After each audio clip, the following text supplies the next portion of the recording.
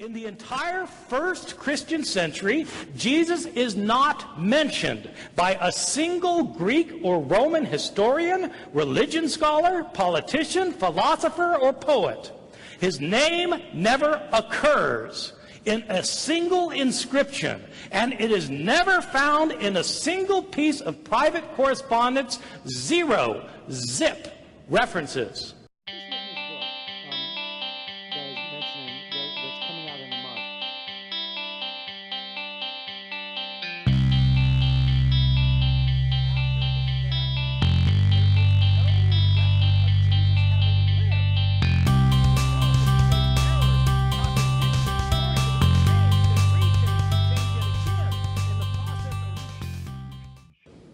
There's no doubt that the historical Jesus is the most important person in the history of Western civilization. There is no doubt of that at all, in my opinion.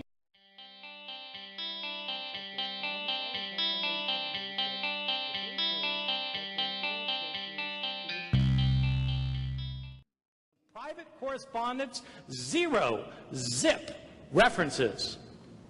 The first time Jesus is mentioned in a Roman source or a Greek source is by the Roman governor of a province of Asia Minor, a governor named Pliny, in the year 112, 80 years after Jesus' death. And even then, Pliny doesn't even name him Jesus.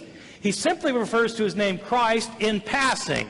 That is the only reference within 80 years of Jesus' death.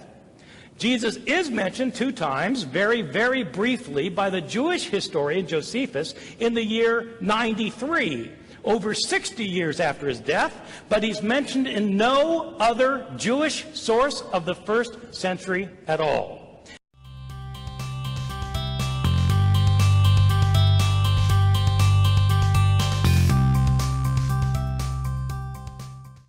But historians, of course, do use the Gospels as sources, principally as sources for knowing about the life of the historical Jesus.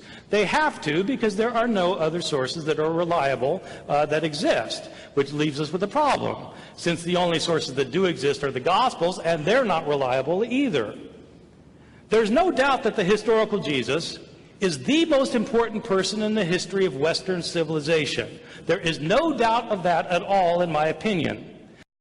The stories are changed and rechanged over the years, so that historians have to use these Gospels very carefully and critically, because they don't contain eyewitness reports, and we can't assume that what they say is historically accurate.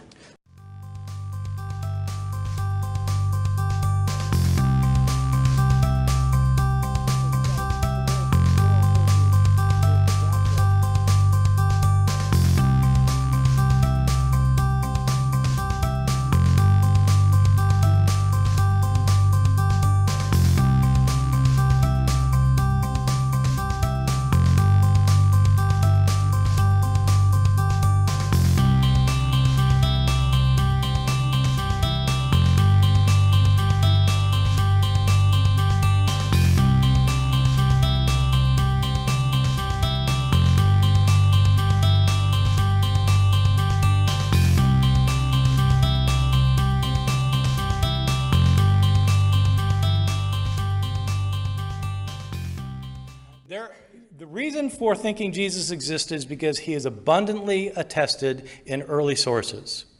That's why. And I give the details in my book. You don't have to believe that Jesus was the Son of God in order to accept the facts of history. And that's what I deal with in my book, the facts. Early and independent sources indicate that certainly that Jesus existed. I can assure you, as a historian, that whatever else you might want to say about Jesus, he certainly existed.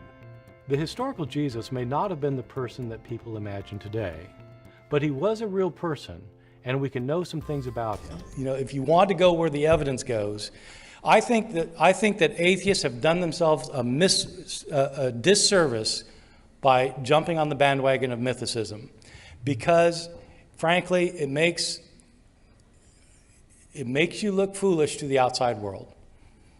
If that's what you're going to believe, you just look foolish. You are much better off going with historical evidence and arguing historically, rather than coming up with the theory that Jesus didn't exist.